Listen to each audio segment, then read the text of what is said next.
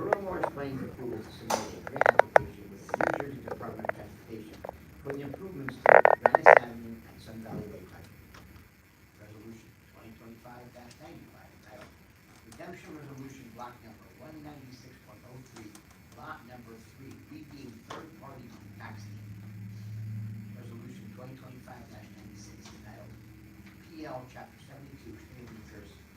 Resolution 2025-97 entitled Redemption Resolution Block Number 131, Lot Number 29, redeemed third-party taxi.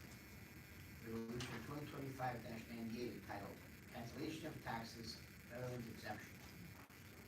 Resolution 2025-99 entitled Resolution authorizing the hiring process and testing for appointment of a police officer to the Morris Plains Police Department. Evan Resolution, laborer be granted the $1 per hour increase for receiving his Class B CDL license retroactive to June 24th, 2025.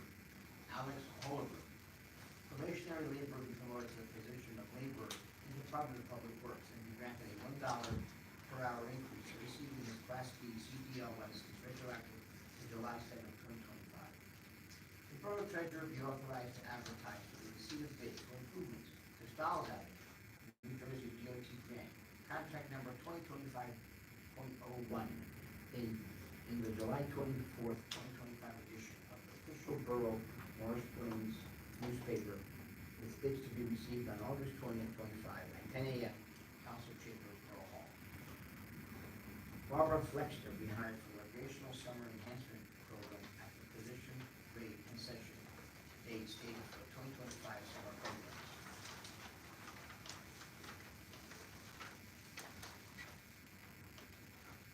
The resignation of Kevin Casiano, police officer, be accepted effective July 6, 2025.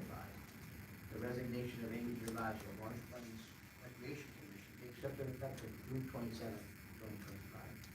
The recreation program instructors and not to be hired for rate and date stated for 2025 fall programs, recreational programs. Peter L. Bruhn be granted permission to serve alcoholic beverages at the birthday party to be held Saturday, August 10, 2025, from 1 p.m. to 5 p.m. at the Community Park Pavilion. Having received quotes for the Department of Public Works lockers for the following: new line, $3,918.52. School lockers, $4,583.44. Then a purchase order be issued to new line, $12,575 New Line Drive, Pleasant Ferry, Wisconsin, 53158, in the amount of $3,918.52. The Borough Treasurer be authorized to advertise for the receipt bids for the construction of a tennis wall within the Borough Morris Plains. Contract 2025.D in the Morris Newsbeat 2025 edition of the official Borough newspaper on July 24th, 2025, with bid to be received on August 14th, 2025 at 10:30 a.m. Council Chambers, Borough Hall. Having received quotes to provide and replace air conditioning system in the Fire Department Association room from the following: Ideal Refrigeration, $11,500. Webster Plumbing and Heating, $14,900. Air Group, $20,692.97.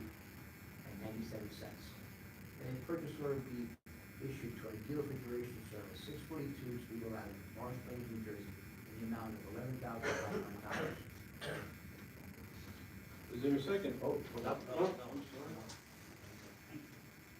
Borough Chief Financial Officer be approved to advertise for the position of Assistant Tax Collector. Now is there a second? I just one question. I just have one question for you. The construction of the tennis wall, what is the tennis wall? So it's a block wall, probably 20 feet wide, 12 foot high, on a blacktop pad that's made on Simon's Park Recreation we talked about. It's a practice wall. It's a practice wall. Okay, but it would be over at Simon's Park? I believe that's where recreation picked it. Okay, okay. We authorized it at the capital discussion at the budget meeting. We went through the list of capital projects. Right. We did that. Okay, all right, thank you. So what, So now somebody moves it. We gotta move it. Anybody move this? Second. second? Second.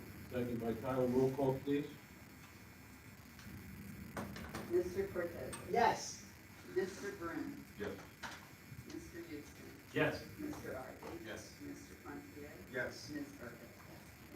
Thank you. So just a couple of things, I'd like to welcome Emily and another volunteer stepping up, so thank you very much on the rec commission, and really a huge thank you to Amy Gervasio, who's on the rec commission for several years, committed a lot of time and did a great job there, so thank you to her.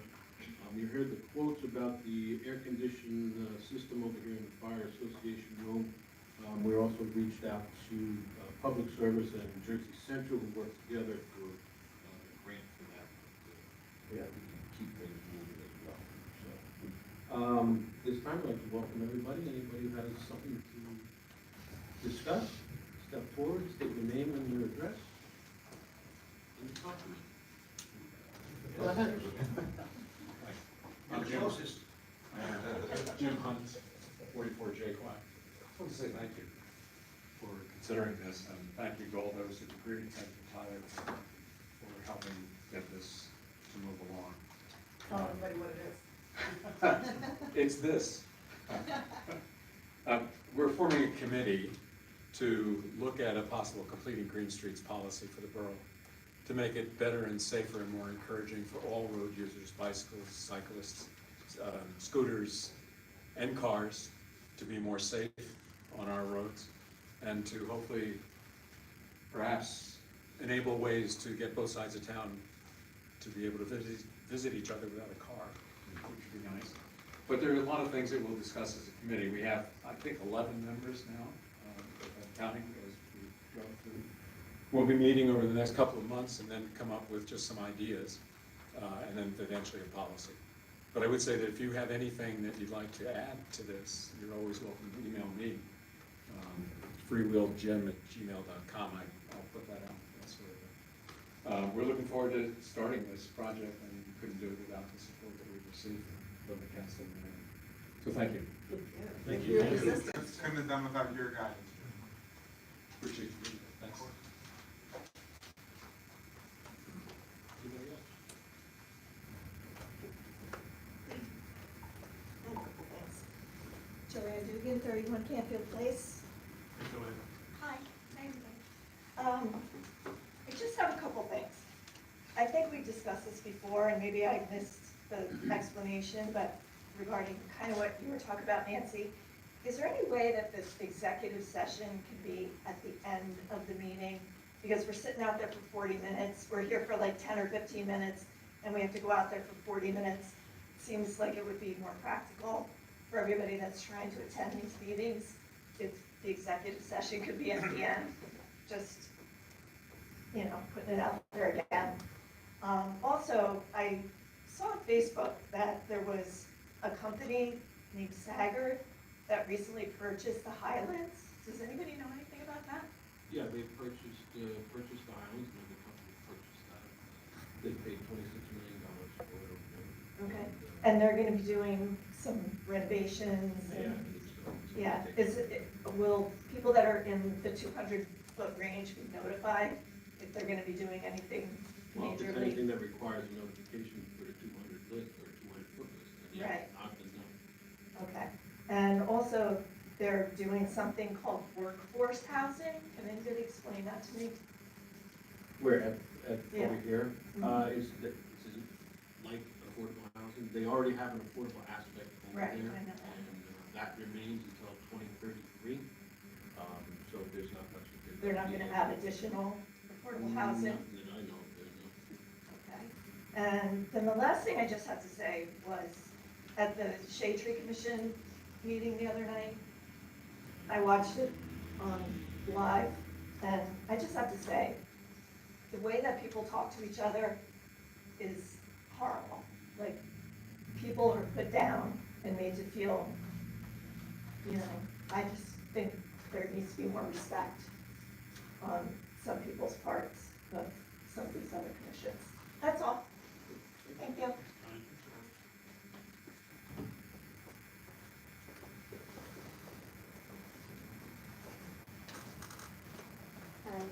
Lisa Schroeder, 97 Maple. And a couple small things. First of all, Nancy, thank you for floating the idea of an earlier start time. Oh, we all, Oh, okay. it's come up, it's not just me, I don't wanna take credit. for it. Okay, great. I just Well, articulated it. yes, well, thank you all then, because I think that's a fantastic idea. And I agree with Bill that it's definitely in the public interest. You know, we all want to be here, it's just hard to be here when we have jobs and kids. So thank you for trying to accommodate that. Wanted to follow up on the ongoing issue about the empty planning board seat. Do we know whether Ron Kelly will be reappointed, or is there any update? No, I'm gonna instruct Councilmember not to comment on that, as I said at the last meeting. There's an active litigation probably written out of pending in Speedwell, Northside, Street, Councilman's Board, can allow to answer these questions. Okay. Not even, just more generally about when we could expect that Anything that seat to be touches- filled? Anything that touches upon right now, especially with motion pending, planning board membership and or the Ron Kelly issue, I cannot, I don't want to, I cannot legally, Yeah, as council is for. okay. I Like, apologize for that. understood. Finally, I wanted to echo JoAnn's concerns about the conduct on Shade Tree.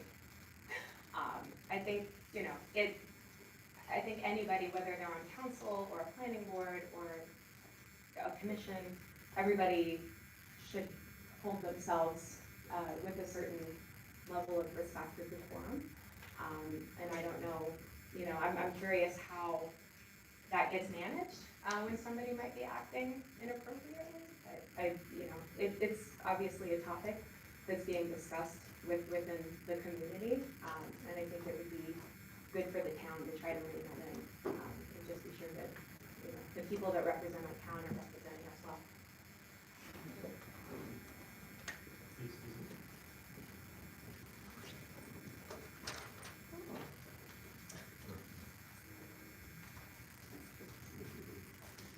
Hi, Carolyn Bennett, 19 Beaton. Hey, Carolyn. Hello. Okay, wasn't gonna talk, but love being here.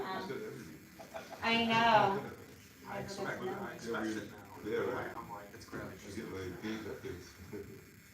Okay, so the first thing I wanna ask about, I know I floated it briefly to you at the farmer's market. I don't remember what I had for dinner last night, so I don't actually remember the ins and outs of that conversation, but I wanted to bring it up to everyone.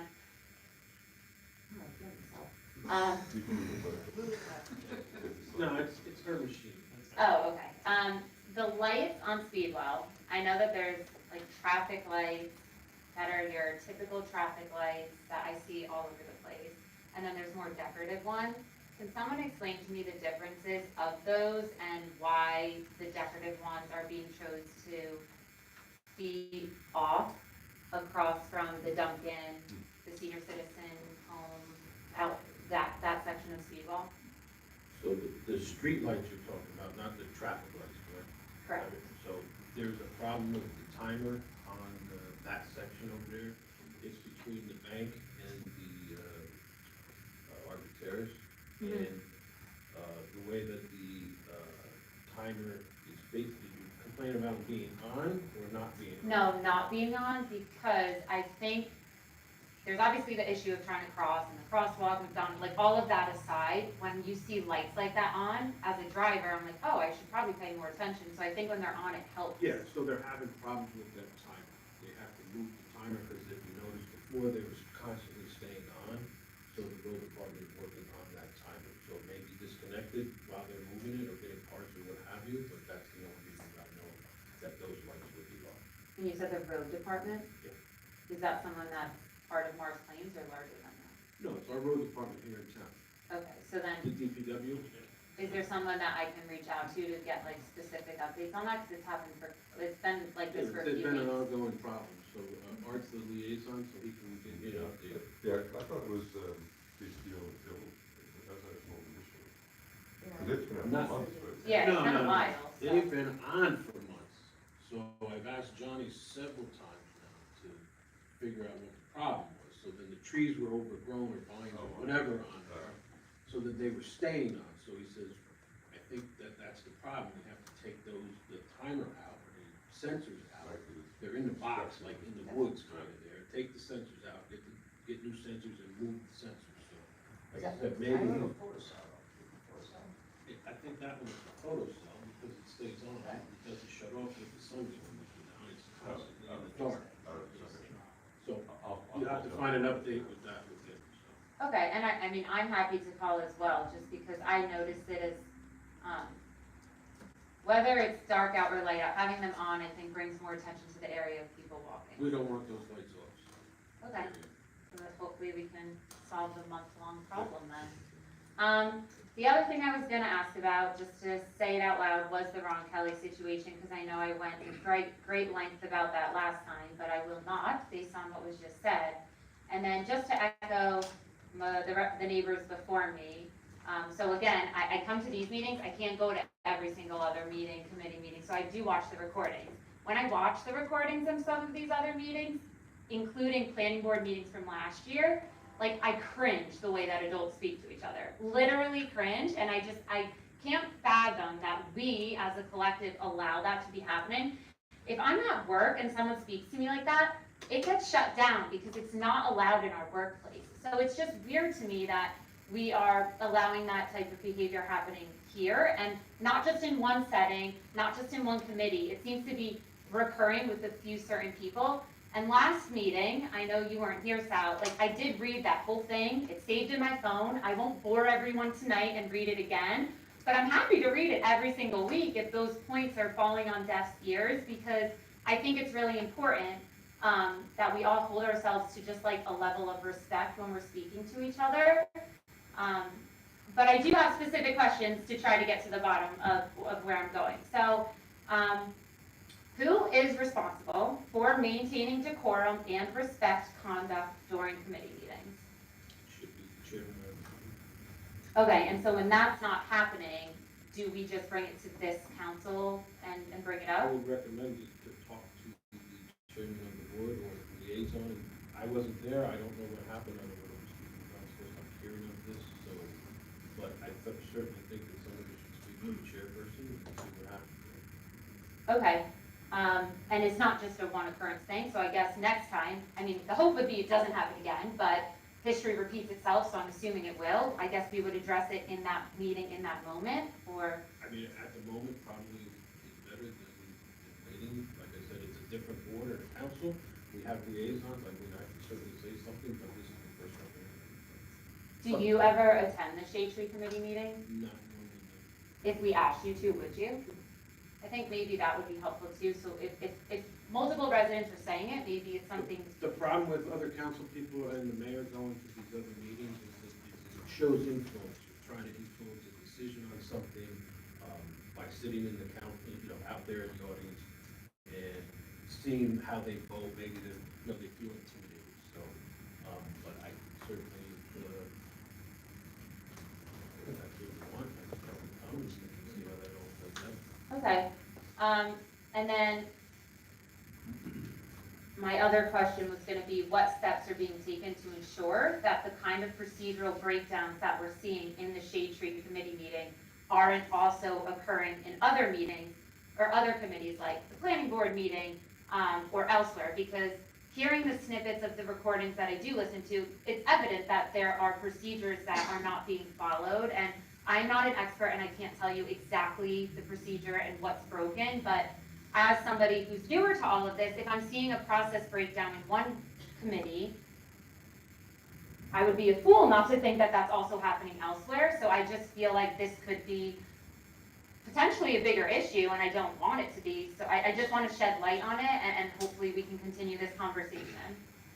So every board is a volunteer, right? So they're not experts in anything by any means, neither is the chairman or anything, they're all volunteers. They do their best to do what they can do. And they're not expected to know everything or every single procedure or anything, so it happens here, right?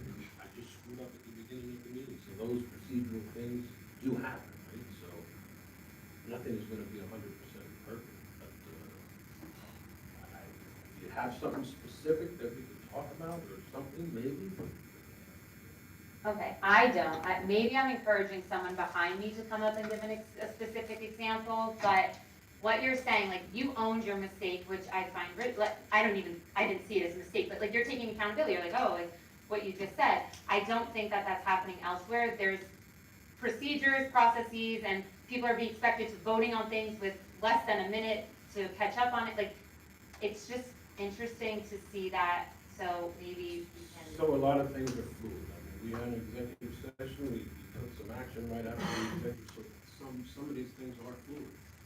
So Okay. it doesn't mean that a process is broken, it just, some things are fluid. Yes. I will try to get more concrete examples and maybe have a more productive conversation next time when I can actually have examples. Or if you can see one of the meetings, maybe it'll happen in real time. And then I would like to continue the conversation though, once both of those things happen, if that's okay. Cool, thank you. Thank you, guys. I just want to follow up something. JoAnn Dugan, Ryden, Canfield. I watched the Shade Tree Commission meeting online, and members of the committee were asked to vote on things that they were handed a paper a minute before they were asked to vote on it. And that's just ridiculous. If you don't have time to look at what you're voting on, how can you expect to be informed and make an informed decision? That's a question you're really gonna have to ask the shade tree. I don't know what you're. Okay, would you be willing to watch the video of the last Shade Tree Commission? And, you know, because if you don't want to be in the audience, I understand that, but to watch the way that meeting went down was just ridiculous. And you can't make an informed decision if you're handed a paper and say, oh, vote on this, and you have no time to read anything about what's going on. So that's the problem. There's, you know, I think decisions are pre-made, and other people aren't getting the information in timely fashion. That's what I got from that meeting. So if you would, it's on Facebook. If you would go look at that, anybody on this, you know, would go look at that meeting. It was just ridiculous. So that's all.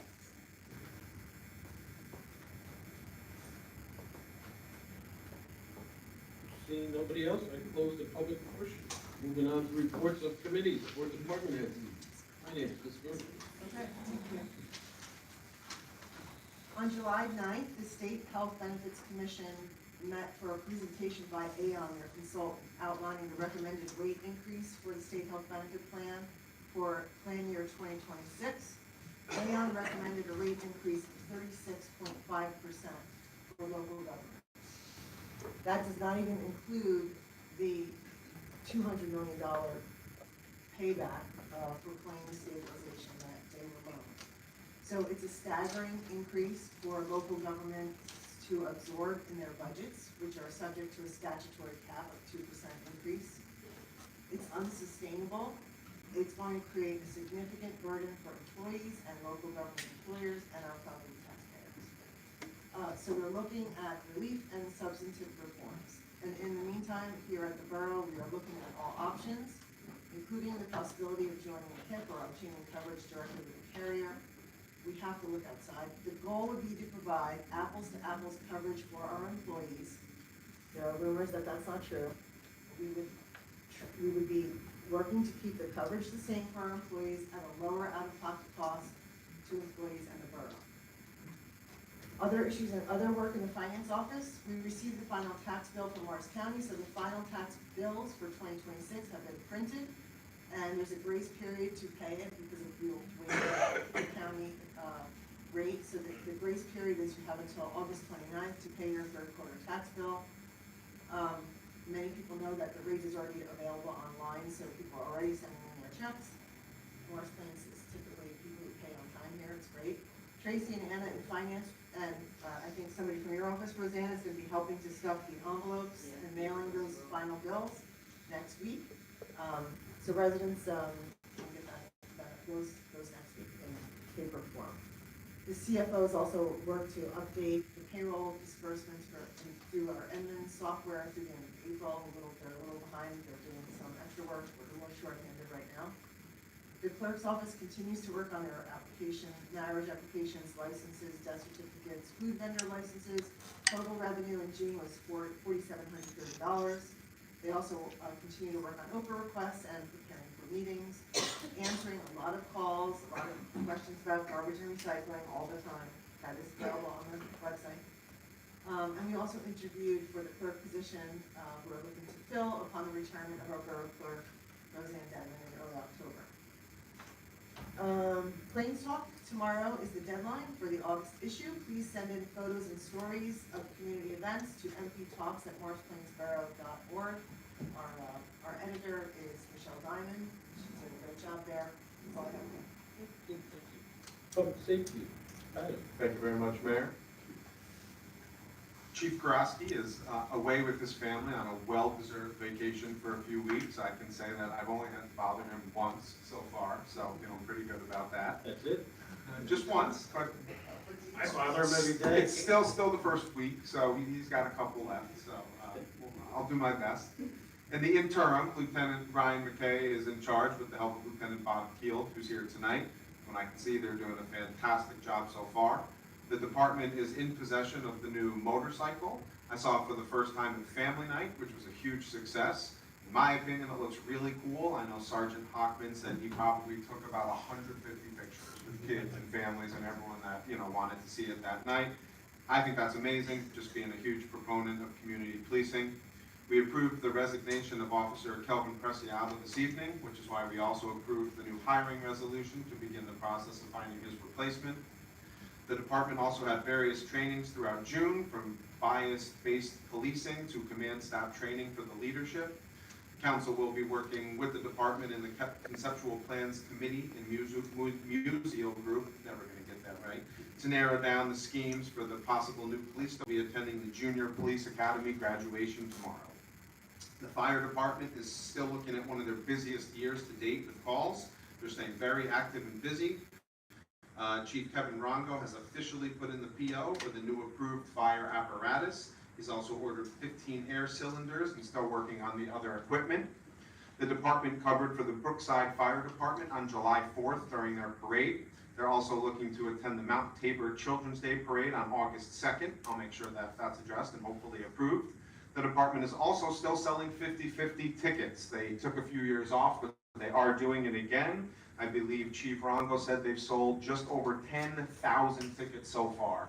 I think the goal is 20,000, so the winner of the 50/50 will get $10,000, and then the fire department obviously will get the other 10,000. So super excited about that. They're at the farmers market every week. They have a booth. I try to come sometimes and hang out with them and just bother them a little bit, but they're doing a great job, and I'm really proud to see them doing that.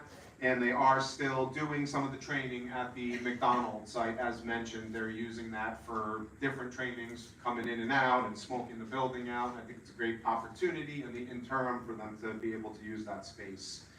Fire Prevention Chief Chris Shea's busier than ever. I've got both the May and June reports here. In May, there was 108 total inspections. In June, there was a total of 110 inspections. Year to date, we're around 54,000 in revenue. Chris Shea also goes on most of the fire department calls, so just wanted to say hats off, because in addition to all these inspections, he's going to just about every fire call that he can. As mentioned, I'll be meeting with Chris in public safety to do a one-year review with him, seeing if we can improve operations in any way moving forward. On the court front, they continue to meet every Tuesday virtually. I did get a chance to see Carlucci recently. He's doing an awesome job. I also got to meet Schroeder, who's our prosecutor, and get to speak with him a little bit, and spoke with Melissa Aponte. She's our new court administrator, and she's also doing a fantastic job. That's about it. I did want to give a quick plug to my brother Ryan, who's here visiting from Miami. He wanted to see what Morris Plains is all about, so I said, come on down. We covered a whole East Coast. Welcome, Ryan. I didn't know if Lieutenant Gill wanted to. Yeah, just a few things. Obviously, the Chiefs away with what Tyler said, a well-deserved vacation, but Tyler touched on a lot of stuff I'm going to bring up, but the Junior Police Academy graduation is tomorrow at 12. The junior recruits were in their basic class for 2 weeks, so this concludes their all the training that they did over the last 2 weeks. So I had an opportunity to go over all graduation is at 12. I know that the invitation was extended to the council and mayor to attend. Our national night out is August 5th. It's a Tuesday. It begins at Community Park. Anybody in the room with kids or anybody watching online, I suggest come out. We have a lot of things to do for the kids, including bounce houses, a dunk tank, dunk police officers, face painting, balloons, so it's gonna be a good night. Our Kona with a Cop event is August 12th. It begins, I believe, at 11 a.m. And that's where we go throughout with the Kona ice truck, and we go through several parks, Simons Park, Waton Park, and Community Park. It's kind of become an annual thing for us, so that's August 12th.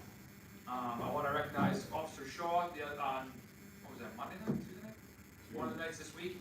He received a exemplary service award from the Knights of Columbus for his dedicated service to the Borough of Morris Plains.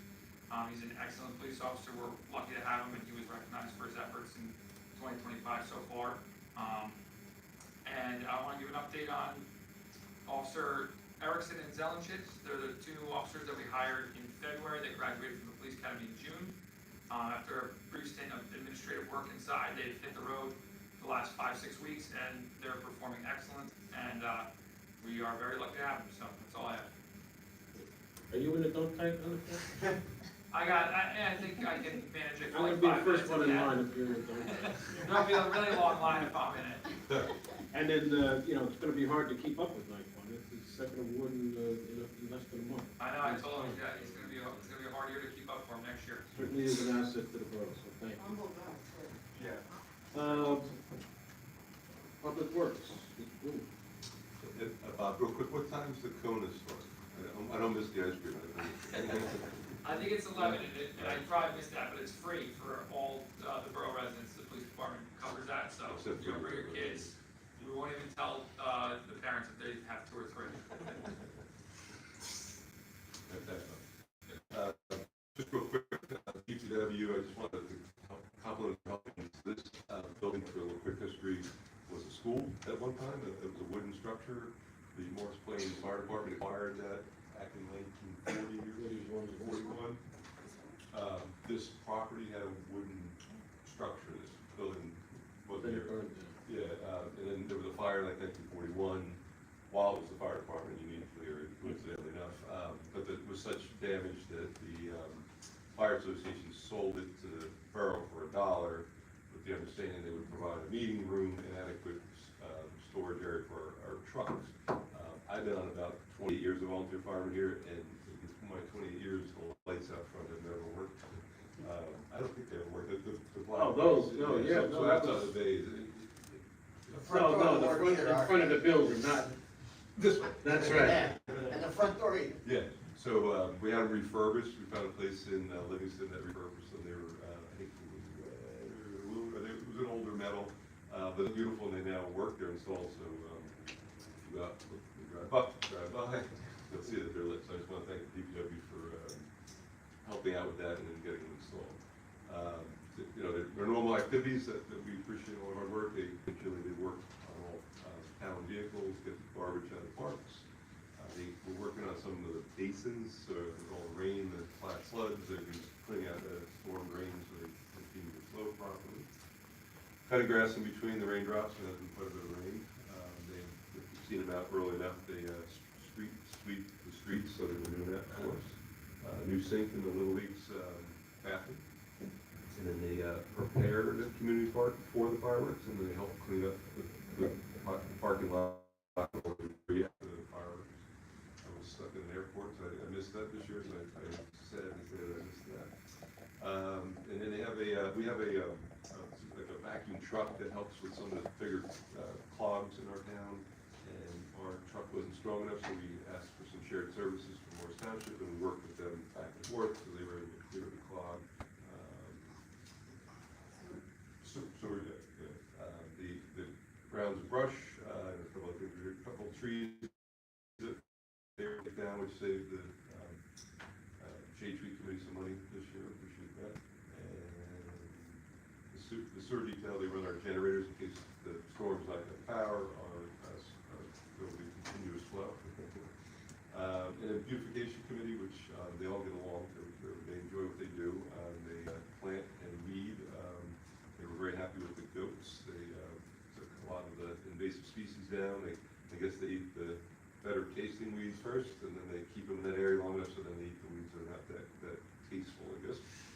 But I think they are happy with the results, and that's all I have. So those lights really, that looks good, that's been a couple of year project, been a pet peeve of mine. Yeah. I'm finally glad that those glad are up you and stayed running, on it, except yeah. for those empty holes in the building, they look fantastic. Finally, that looks really good, adds a little touch. Mr. Ryden.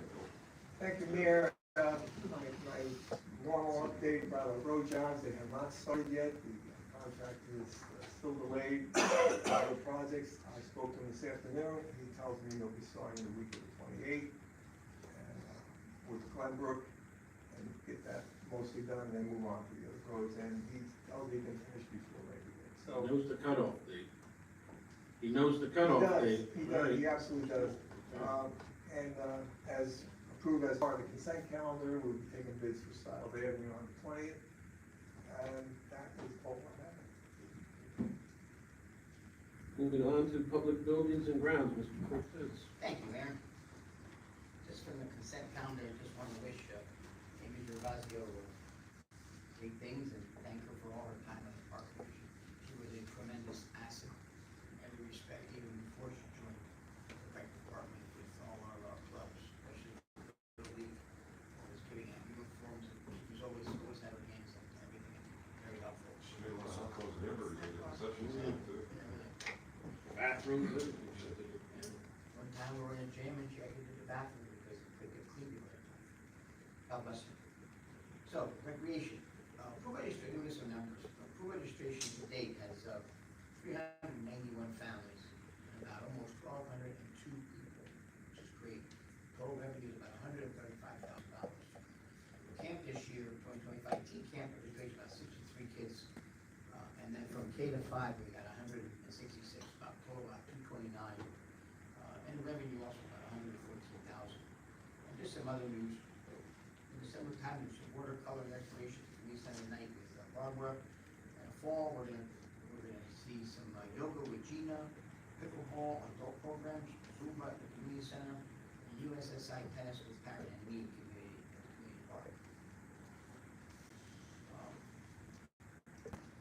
I asked Michelle Bannon to write a couple of things from her. She's our coordinator for events, and she wanted to read something that added a little touch to it. I want to extend my heartfelt thanks to each of you for your incredible support leading up to and throughout today's event.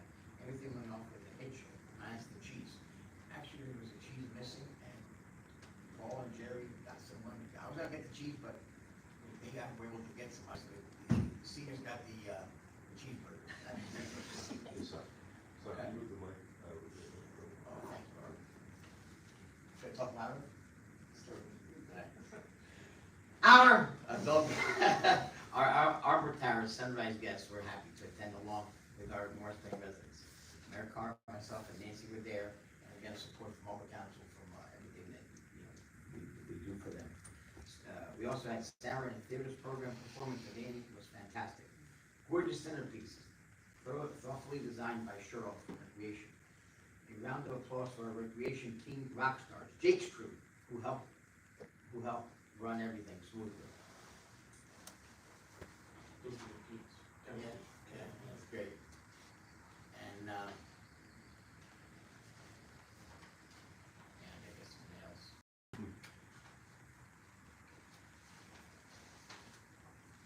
We have two tremendous grill masters, Jerry Sidman and Paul Nebraska. They did an unbelievable job.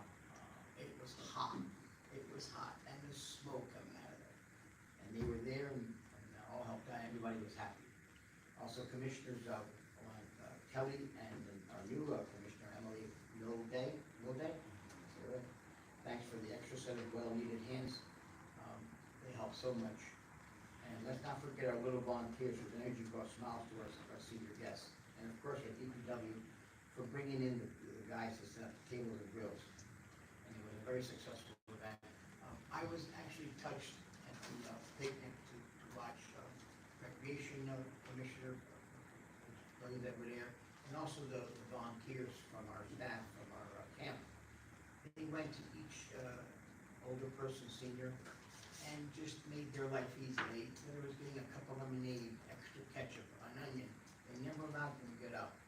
And just to see that love and witness it, touched my heart a lot. And being that I'm becoming a senior myself, I know I'm staying in Morris Plains and I'm in good hands after what I saw today. Tell you, it was really touching. Downtown Morris Plains. The 3 green bicycle racks finally went up. Took a little bit of time. We had to get, clearance from a lot of utility companies, as you know. They go through there. Met with the Business Development Committee at the beginning of this month, and we'll meet again with BBC as they change about their plan for this year. Tonight, Downtown Morris Plains is hosting a free social media 101 webinar on Zoom for our local businesses. The next business roundtable will take place on August 11th at Auto Depot. That's going to be a good one. This is free and open to all the Morris Plains businesses, owners, and operators. Downtown Morris Plains is also working with the farmers market to support local businesses and help them leverage the increased foot traffic on market days. 2025 pumpkin illumination, which is, everybody remembers that, shut the street down. It was such a great success. Will be on October 24th on Friday. Mark your calendars. Downtown Morris Plains hosted a volunteer info session for people interested in getting involved. Please reach out to them directly if you'd like to help. The Business Directory continues to be a great resource and it's linked on the borough website. In fact, I know our township reached out to DMP because they were so impressed by it and would like to create something similar. Copycats. Morris Plains Shade Tree Commission. Work discussed in the meeting. 5 trees will be pruned throughout the borough that have been called in by the residents. 6 dead trees will be removed that were called in by residents and shade tree commissioners. 2 stumps will be removed trees and DPW will take care of it. In July, they spent $8,280. This covers over 2+ months of work until the next meeting. Tree planting update, 18 trees will be planted in September on Route 53 in front of the warehouses. This is part of the agreement regarding the building of the warehouses. As far as budget, their 2025, they so far spent encumbered about $45,817. Last year, they were around $61,688. Now, let's go to one of my favorites, the farmer's market. I see 2 people already here. Joe, Barry. The Morris Plains Farmers Market Board is diligently working to make Morris Plains a vibrant Saturday destination experience in our community each week. People really look forward to that. You can see they're coming in with smiles. They are highlighting the incredible vendors, showcasing the amazing local farmers and artisans who bring their fresh produce and unique goods to our market. They are creating exciting and engaging activities, families and kids, and showcasing local musical talents. That's awesome. There's really live music. Making every visit to the market a memorable one. Last week, Rubber Ducky Day was incredibly popular, and they hope to see everyone participate in this weekend's farmers market scavenger hunt. They are also collaborating with Downtown Morris Plains to spotlight our local businesses at the farmers market, encouraging everyone to explore what our downtown has to offer. Future events will include Return to the Produce Beat and the popular watermelon carving contest, as well as new activities to foster community spirit, like National Hide Zucchini on your neighbor's front porch. I thought that was really funny. Rosario, thank you for helping me write this. Ding dong bitch. Well, let me tell you, it gets a laugh, right? Whenever you say it, it gets a laugh, so. That's about it. Everybody has that much more. Just, he mentioned the pool, but, I've heard some rumors, and I got actually a couple phone calls about, rumors of the pool closing. Every year, we try to maintain that pool the best that we can. There have been leaks, there is a leak, a water leak, that's kind of been subsided a little bit. I think Mike is working on it with Sal to keep this pool moving forward. So, those rumors about the pool closing or, such a terrible leak is, I think it's a little bit far-fetched. I think the council, at least myself, I can't speak for the whole council, it's part of the community, so we're probably gonna do what we have to do to keep that pool open and going. We have a swim team that goes there, you have families that go there, you have the seniors that go there and love it, so, just to put a damper on those rumors of the pool closing. Public Health Sanitation Sewers, Mike. Thank you, Mayor, and as long as I live here, I'll pump the water myself, even though I keep that pool. All right, so for. I'm gonna hold you to that. You better be careful what you say, Mike. You better get some big boots. Yeah. All right, so for Board of Health, they're still preparing for the October 18th Wellness Day. the SMCMUA released their annual drinking water quality report, and it's available on their website, which shows all the detailed reports of all their testing, and as you'd expect, it's perfectly healthy and passes all the tests. Health inspections for all the vendors at the farmers market were satisfactory for this period, so that's great news. The Morris County Department of Public Health received a grant for 5 pet waste stations from Morris Plains. The DPW has picked them up, and they're going to be installed at Watnong Park. It's going to replace one at the older station that's currently at the corner of Malpartis and 202, and for the 3 entrances at Simon's Park, so that'll be up near the playground, the entrance through like the wooded area from Maple Ave, and on the southeast side where the soccer buildings, soccer storage buildings are. So anybody that walks through there, they'll have ample ability to clean up after the pet. Also the public health, the county public health and the MCMUA will be having a partnered event this Saturday, I guess the 19th, at the Morris County Library from 10 a.m. to 12. This is for lead testing, so if anybody has any items in their household that they want to have tested, so that's toys, dishes, antiques, you can bring it there, have it tested on the spot, and they'll have a handheld tester to let you know right away if it contains lead or not. For the teen center, so I'm glad Amy received so much nice words. She won't be going far. She's the new fundraising chair for the teen center. Oh, you robbed her. She stole it. It was You hear her that, decision. Sam? It was You her hear it, decision. right? We're just gonna deal with benefit from it. The registration is now open, so if you are on the mailing list, you should have seen the registration link, or you can follow the Facebook page. If you have trouble receiving or having issues of getting the link, please let me know. Those that are trying to register and the dates that you're trying to sign up for being a chaperone, we will be adding the grades that apply to each one of the dates. That should be updated by tomorrow. The board is also working on different ways to increase the outreach and recruitment for the kids coming into Teen Center for next year. And the 25-26 event schedule is now complete, so we're able to get all the coordination done and planning ahead of time. And the board has identified some items that need to work over the summer. It's been prioritized, all the details are laid out, so I'll be sending that over to you. We can have DPW work on that as their time allows over the summer. And lastly, municipal lines did not meet this month so they can enjoy their summer break. Good, thank you. Ordinances and public utilities, Mr. Houston. Thank you, Mayor. All right, so I guess last meeting, I talked about Ordinance 14, 2023, land development updates, and I said that I would commit to an outline and an action plan for what we're doing. So while it is multifaceted, I have reviewed some of it with my committee and with actually some members of Plant Better Morris Plains. A few things that we're looking at, so some of the definitions in the ordinance that I think need to be updated. For example, adding a mixed use definition, which accommodates both commercial and residential use within the same building. Further defining what a warehouse is.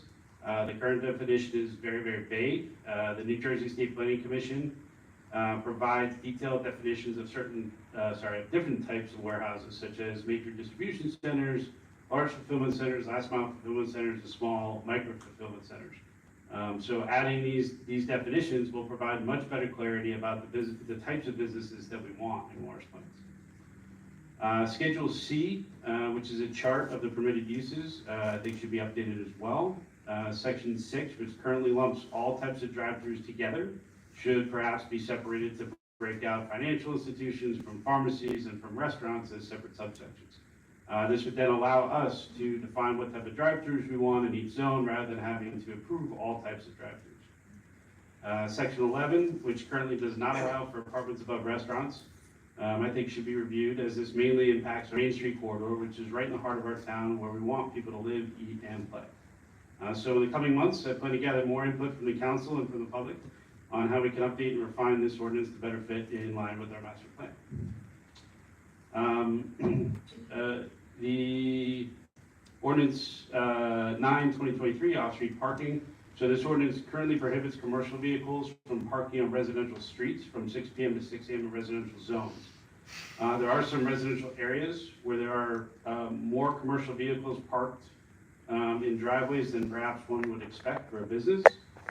We do want to look at this one very, very carefully, as we don't want to hinder the folks that operate great businesses out of their homes. But we also need to be cognizant of the neighbors where this is, and I'll say kind of an excessive amount of commercial vehicles are parked. It's a bit of a tricky one, but I am looking at what some other towns are doing to regulate this.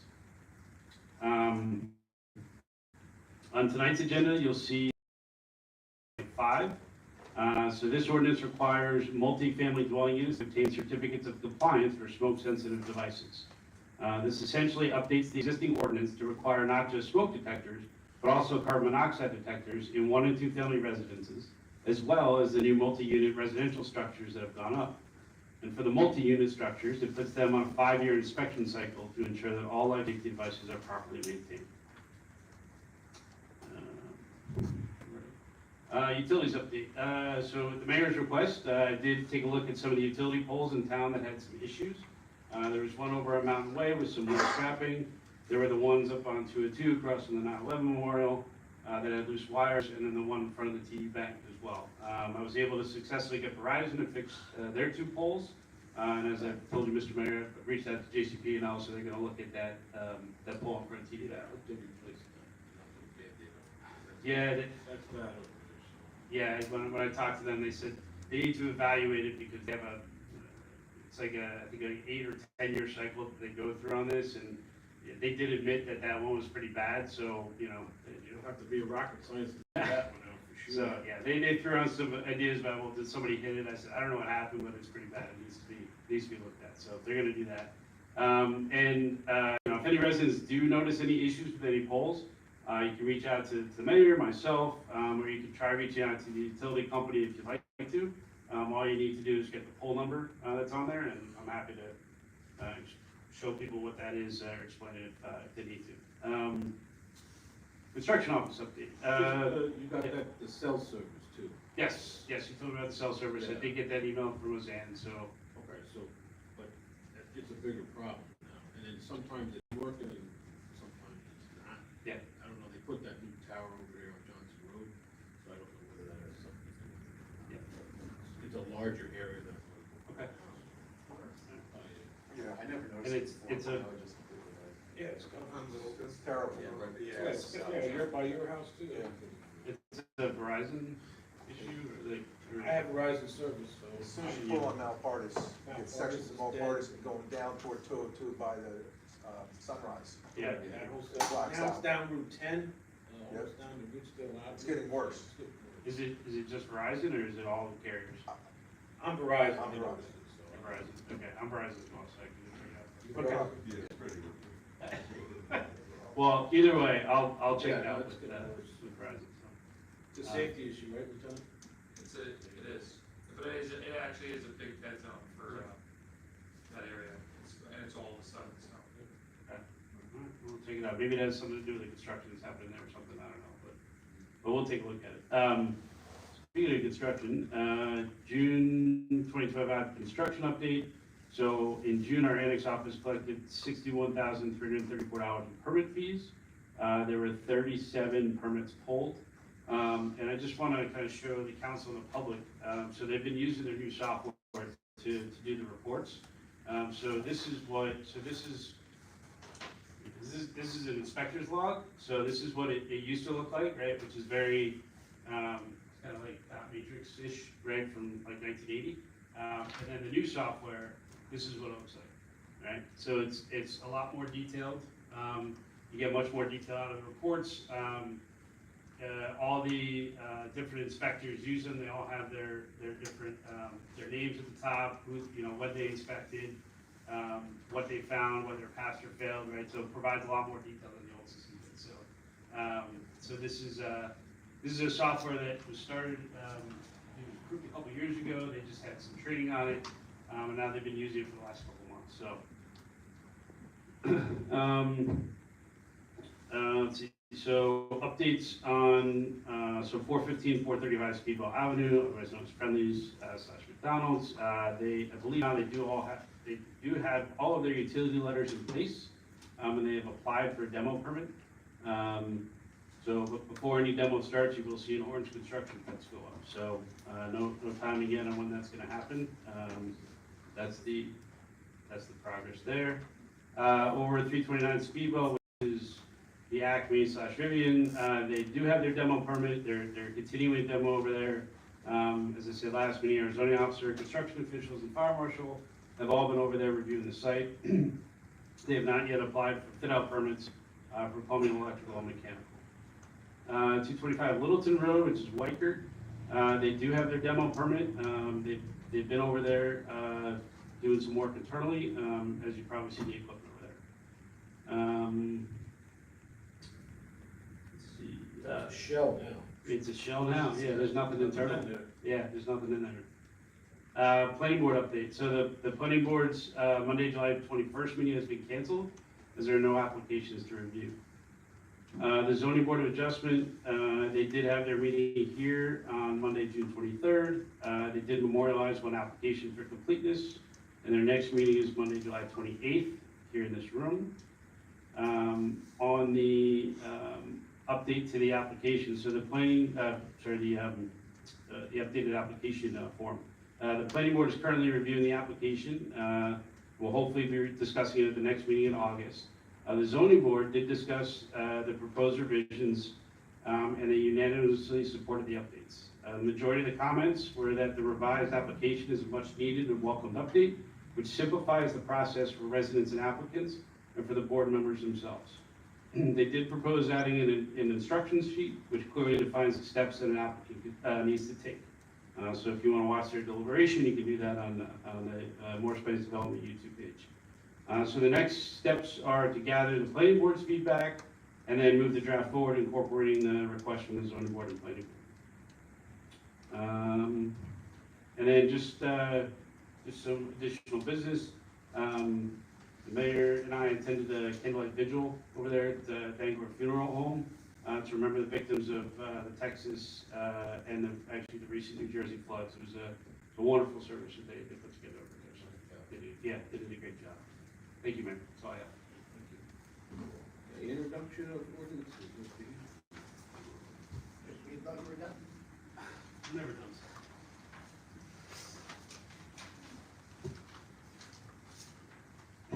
I, Councilmember Houston, introduce the following ordinance and read the same by title and move that it be passed on first reading. Ordinance number 9-2025, an ordinance providing for the partial amendment of Chapter 11, Article 2, Section 11-16 of the revised ordinances of the Borough of Morris Plains, New Jersey, 1972, to require multifamily dwelling units to obtain certificates of compliance for smoke-sensitive devices. Is there a second? Second by Nancy, roll call please. Mr. Cortese, Yes. Mr. Bruhn, Yes. Mr. Houston. Yes. Mr. Ivey. Yes. Mr. Pontier. Yes. Ms. Verga. Yes. Thank you. I, Councilmember Houston, offer the following resolution. Whereas the above ordinance was introduced and read by title at this meeting on July 17, 2025, and passed in the first reading. Now therefore be it resolved that at a meeting to be held on August 21st, 2025 at 8:30 p.m. prevailing time at the municipal building in the said borough, this council will further consider for second reading and final passage the said ordinance. Be it further resolved that the clerk of this borough is hereby directed to publish and mail the proper notice including the ordinance, post the ordinance on the bulletin board of the municipal building, and to make copies available to members of the general public. Is there a second? Second by Nancy, all in favor? Aye. Opposed? Abstained? The ayes have it. We have no ordinances on second reading, we have no resolutions, no unfinished business, we do have vouchers. I move that the vouchers of the checklist for July 17th, 2025 in the amount of $2,844,617.64. Is there a second? Second myself. Second by Sal, roll call please. Mr. Cortese, Yes. Mr. Bruhn, Yes. Mr. Houston. Yes. Mr. Ivey. Yes. Mr. Pontier. Yes. Ms. Verga. Yes. Thank you. And we do need an executive session, Mr. Cortese. Yes, Mayor.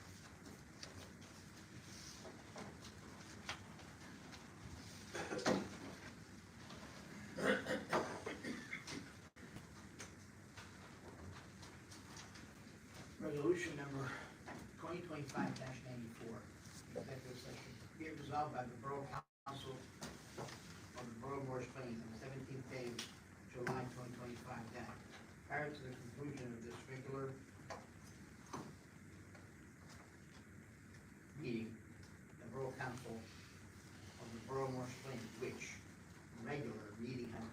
to the public.